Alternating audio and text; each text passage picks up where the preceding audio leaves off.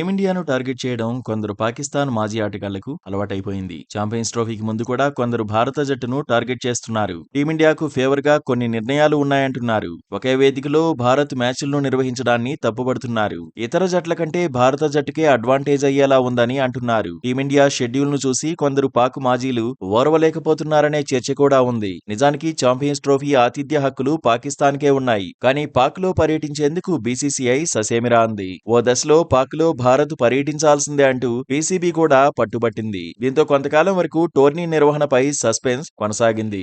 ఆఖరికి పీసీబీ పెట్టిన కండిషన్స్ కు ఐసీసీ ఓకే చెప్పింది. 2027లో భారత్ ఆతిథ్యమిచ్చే ఐసీసీ టోర్నీల్లో పాక్ మ్యాచ్లను తటస్థ వేదికల్లో నిర్వహించాలన్న షరతుకు ఐసీసీ సరేనంది. దీంతో ఛాంపియన్స్ ట్రోఫీ హైబ్రిడ్ మోడల్లో నిర్వహించేందుకు రూట్ క్లియర్ అయింది. భారత్ తన మ్యాచ్లను మొత్తం దుబాయ్లో ఆడబోతోంది. అర్హత సాధిస్తే సెమీస్, ఫైనల్ కూడా దుబాయ్లోనే ఆడుతుంది. ఇతర జట్ల మ్యాచ్లు మాత్రం పాకిస్తాన్లోని కరాచీ, రావల్పిండి, లాహోర్లో జరగనున్నాయి. ఇదే అంశంపై పాకిస్తాన్ మాజీ బౌలర్ సలీం అల్తాఫ్ స్పందించాడు.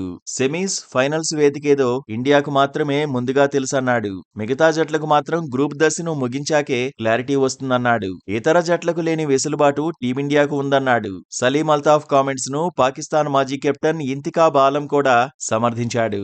భారత జట్టు ఒకే వేదికలో అన్ని మ్యాచ్లు ఆడుతుందన్నాడు. ఒకే వాతావరణ పరిస్థితుల్లో బరిలో దిగుతుందన్నాడు. మిగతా జట్ల మాదిరిగా టీమిండియా అటు ఇటు తిరగాల్సిన పని లేదన్నాడు. టోర్నీ మొత్తం దుబాయ్లోనే ఆడుతుందన్నాడు. ఇలాంటి వెసులుబాటును టీమిండియాకి ఇవ్వడం ఎంతమాత్రం కరెక్ట్ కాదన్నాడు.